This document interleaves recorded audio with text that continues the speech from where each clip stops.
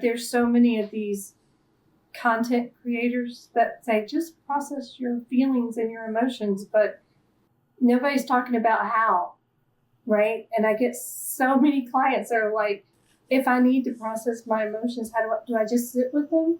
If I sit with them, how long do I sit with them? And then what, right? And yeah. And then what? And they're just like, so I have to sit here and just feel bad? No, I probably mentioned this in one of your trainings, but I don't know if I mentioned the podcast, but there's a scientist named Willoughby Britton. Did I talk about her? Mm-hmm. She studies like the dark side of mindfulness and meditation, which we never hear about. We always hear about the positive sides. And a client of mine turned me on to her because he had this experience in meditation where it's like, the Buddha's enlightenment was he realized there was no self. And that was liberating for him. Well, this happened to a guy that I know, and it was traumatizing. He was like completely dissociative. He had no sense of like grounding and had this really terrible experience. And so he was reading the work of Willoughby Britton and got me turned on. And like I listened to a podcast and that she was on, and there was a book called Trauma Sensitive Mindfulness, I think is what it's called. Pretty sure that's what she wrote the foreword for it. And in the book, they talk about 5 or 6 anchor points. It was like the stomach, the chest, the nostrils, hands, feet, and external. I think that's external senses. I think that's what they were. And these were like points that are typically focused on in meditation. So she wanted to know like which anchor points were most regulating for different people.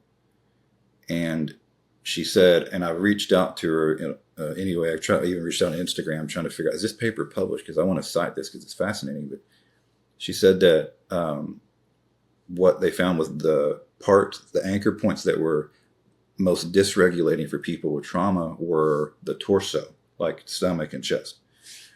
And what was most grounding for people with trauma was hands and feet and external. And to me, hands and feet is external, that sense of touch.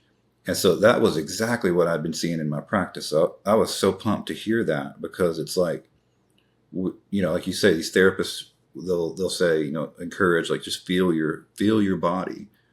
Well, what if your body is not safe? Especially a certain part of, like, every therapist in the world has taught at one point diaphragmatic breathing and belly breathing. Like, but what if the belly is like the most unsafe part of the person's whole reality? So most of the time we're in an environment that's safe and stable. Sometimes we're not, but most of the time we are. But, it's like, how many times are you in a room that's completely safe and you're a nervous wreck all time? And that's because your poor body is confused, thinking that what's happening in the mind is happening out in the environment. And so environment is usually the safest place. So that externalizing part is super cool. And we've got Willoughby Britton's research to back it up too now. So, yeah. That's awesome. I love that.